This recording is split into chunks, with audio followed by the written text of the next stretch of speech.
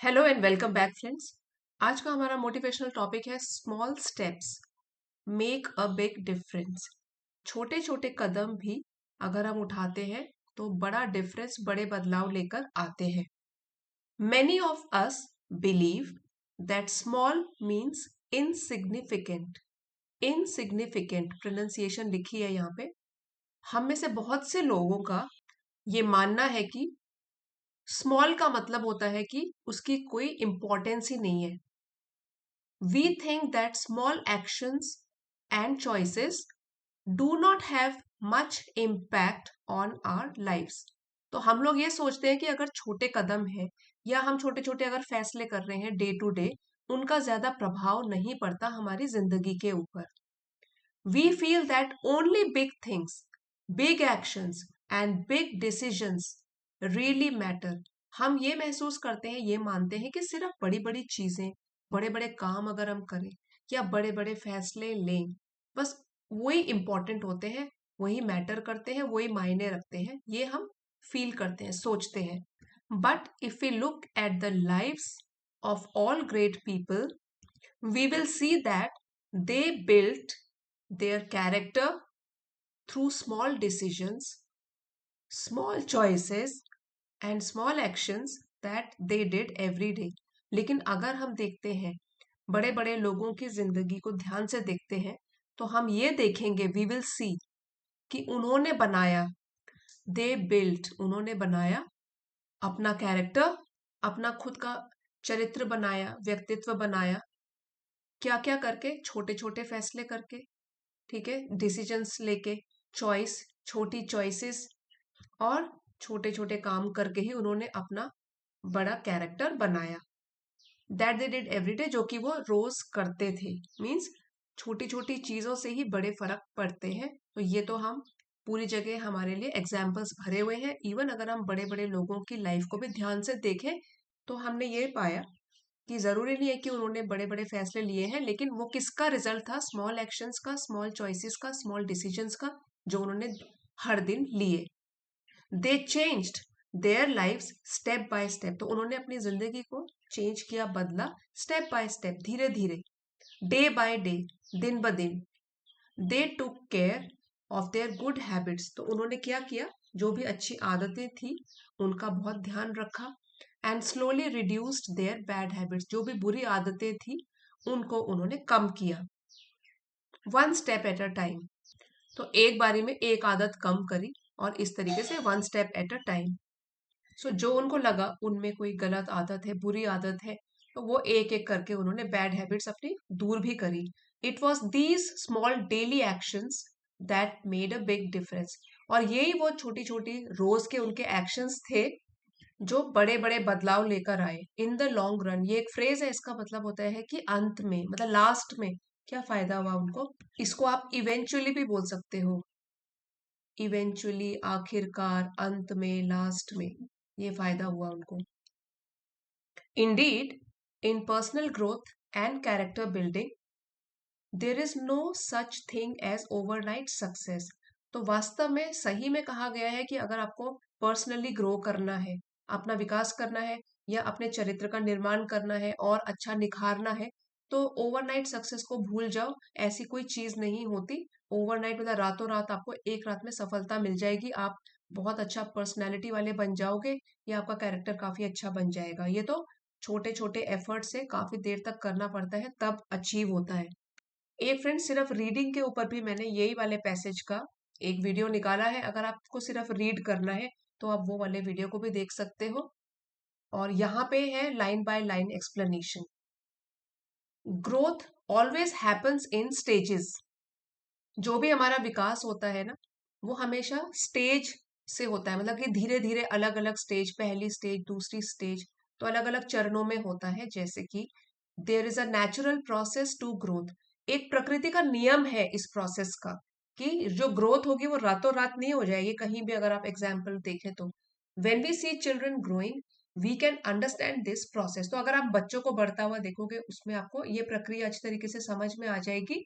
First the child learns to crawl, then to stand and walk, तो पहले क्या? घुटनों के बल रेंगना सीखता है बच्चा, उसके बाद खड़ा होता है, फिर चलता है, और फाइनली टू रन, फिर लास्ट में वो भागना सीखता है। The same is true in nature. तो आप प्रकृति में भी देखोगे यही, उसमें भी सच सच बात है। कैसे? The soil must first be prepared. तो पहले तो है कि मिट्टी तैयार करनी है, देन द सीड इज सोन। तो ये जो है पास्ट टेंस थर्ड फॉर्म में है, वर्ब यूज किया गया कि उसके बाद बीज बोया जाता है। Next it must get enough water, उसको फिर पानी भी चाहिए, सनलाइट धूप भी चाहिए। Only then will it grow, give fruit and finally ripen, तभी वो ग्रो करेगा, बढ़ेगा, फल देगा और फल पकेंगे। राइपन मतलब पूरी तरीके से फल पकेंगे, क्योंकि उसको एक जो नियम है उस प्रोसेस से होकर निकलना पड़ेगा। तो पर्सनैलिटी ग्रोथ के लिए और पर्सनल ग्रोथ के लिए, ठीक है, उसके लिए भी क्या होगा, हमको भी एक प्रोसेस से होकर निकलना है, वो रातों रात हमें नहीं मिलेगी। Gandhi ji understood this natural process and used it for his benefit. अगर हम कोई चीज को अपने बेनिफिट के लिए यूज करते हैं, दैट मीन्स हम उसका फायदा उठा रहे हैं। तो गांधी जी ने इसको बड़े आसानी से समझा, ये प्रकृति प्रकृति की जो प्रक्रिया है, और अपने फायदे के लिए इसका इस्तेमाल भी किया। Used it.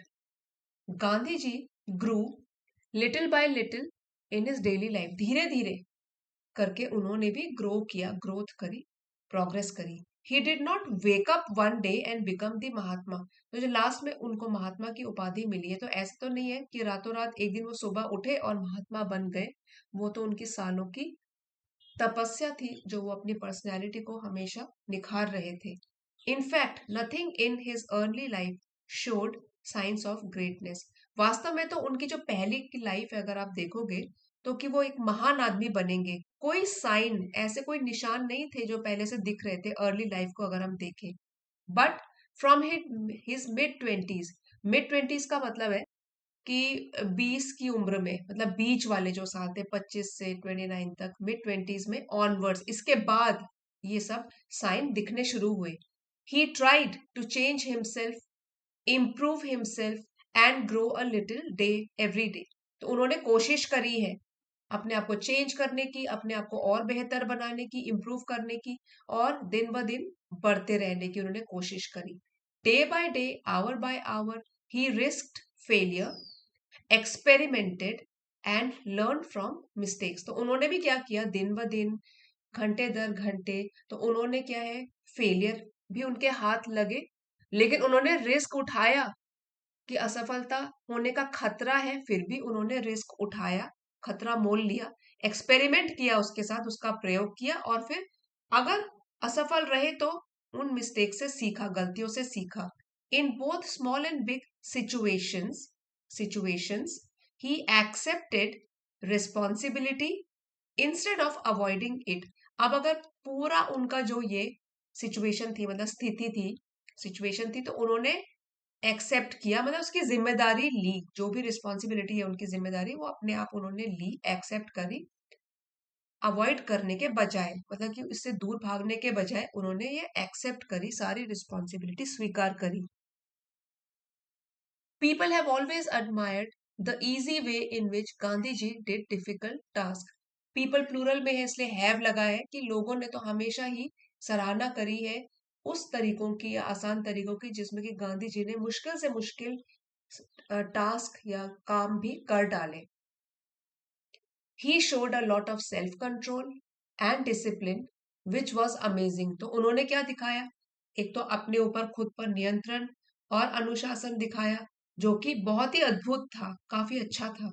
These did not come easily to him. तो ये आसानी से नहीं उनके पास आ गए, मतलब ये जो क्वालिटीज उन्होंने अपने आप में डेवलप करी, सेल्फ कंट्रोल, डिसिप्लिन, जो कि बड़ी अच्छी क्वालिटीज है, तो रातों रात या आसानी से उनके पास नहीं आई। years of practice and disciplined training help him succeed. तो इसके लिए तो उनको सालों साल अभ्यास करना पड़ा, प्रैक्टिस करनी पड़ी, और एक ट्रेनिंग से होकर गुजरना पड़ा, जिसमें कि अनुशासित रहे वो पूरे इस टाइम के दौरान, जितने भी साल उन्होंने प्रैक्टिस करी, तो उसमें वो अनुशासन में रहे, जिसकी वजह से वो सक्सीड हुए, सफल हुए। Few people saw his struggles. Few यहाँ पे इसमें आर्टिकल नहीं लिखा है, अ फ्यू या द फ्यू ऐसे नहीं लिखा है, तो यहाँ पे फ्यू का मतलब है लगभग न के बराबर, ऑलमोस्ट नेगेटिव। तो कम ही लोग जानते हैं या कम ही लोगों ने देखा है उनका संघर्ष, फियर्स उनके डर, डाउट्स उनके जो शक थे, एंड इनर एफर्ट्स और उन्होंने कितने आंतरिक प्रयास भी किए। They only saw his victory not his struggle. तो लोग तो क्या करते हैं, जो भी सफल लोग होते हैं उनकी सिर्फ सफलता को देखते हैं, उसके पीछे कितने सालों का संघर्ष है ये सब ध्यान नहीं देते। तो यही यहाँ पे भी बताया गया कि उनके संघर्षों से होकर जो गुजरे वो नहीं देखे लोगों ने। This is common in the lives of all great people. और ये बिल्कुल साधारण सी बात है, सामान्य सी बात है सभी बड़े लोगों की जिंदगी में। दे यहाँ पे ऑल ग्रेट पीपल के लिए यूज किया गया है कि they use their choices in small ways that had a big impact. तो छोटी छोटी जो उन्होंने चॉइसेस चुनाव किए हैं, हर दिन जो डिसीजंस लिए हैं, उन्होंने बड़े बड़े इम्पैक्ट असर डाले हैं on their lifes and surroundings, उनकी खुद की जिंदगी में भी और आसपास जो उनका सराउंडिंग्स है, आसपास उन लोगों में भी, उन जिंदगियों में भी। Each small decision and each small action added up to make a huge difference. छोटे छोटे यही वाले फैसले थे और जो उसके ऊपर उन्होंने काम किए, यही जमा होते गए और इन्होंने बड़े बड़े बदलाव लेकर आए। बाय अंडरस्टैंडिंग दिस प्रिंसिपल, तो आपको अगर ये वाला प्रिंसिपल समझ में आ गया, ये सिद्धांत कि हमको रोज प्रैक्टिस करनी है, रोज हमको कुछ ना कुछ अच्छा काम करना है, रोज मेहनत करनी है, तो अगर ये अंडरस्टैंड की प्रक्रिया है, ये उसको फॉलो करना है हमको, अगर हम ये समझ जाते हैं, वी कैन मूव फॉरवर्ड, तो हम आगे बढ़ सकते हैं विद कॉन्फिडेंस, पूरे पूरे आत्मविश्वास के साथ, टूवर्ड्स आवर ड्रीम्स, जो भी हमारे सपने हैं उनकी तरफ, टूवर्ड्स मतलब उनकी तरफ। Often when our ideal goal seems far away, और अक्सर जब भी हमारा जो आइडियल मतलब आदर्श हमने गोल अपने लिए बनाया हुआ है, लक्ष्य बनाया हुआ है, वो हमको महसूस हो कि वो बहुत दूर है, दूर लगे, वी फील डिस्करेज, या फिर हम निराश हो जाए, और पेसिमिस्टिक, या तो हम निराशावादी हो जाए। But when we grow a little every day, तो अगर हम रोज भी धीरे धीरे कुछ बढ़ते रहते हैं, कुछ अच्छा करते हैं, कुछ भी सीखते हैं नया, टेकिंग स्मॉल स्टेप्स, चाहे वो छोटे ही कदम क्यों ना हो, इट बिकम्स ईजियर, बहुत आसान हो जाता है अपनी मंजिल तक पहुंचना। क्योंकि जो हमने अभी तक पढ़ा कि नेचुरल प्रोसेस है, उससे होकर हमको गुजरना ही पड़ेगा, तभी हमको सफलता मिलेगी। इसी का पूरा रीडिंग वाला वीडियो भी पोस्ट किया गया है, आप चाहते हो उसको भी रीड करके देखिए विदाउट हिंदी मीनिंग्स, पूरी रीडिंग आपकी इंप्रूव होगी और अंडरस्टैंडिंग एंड कॉम्प्रिहेंशन भी बढ़ेगा। आज का वीडियो अगर आपके लिए हेल्पफुल रहा है friends, please don't forget to like, share and subscribe. मिलते हैं अगले वीडियो में। Thank you for watching.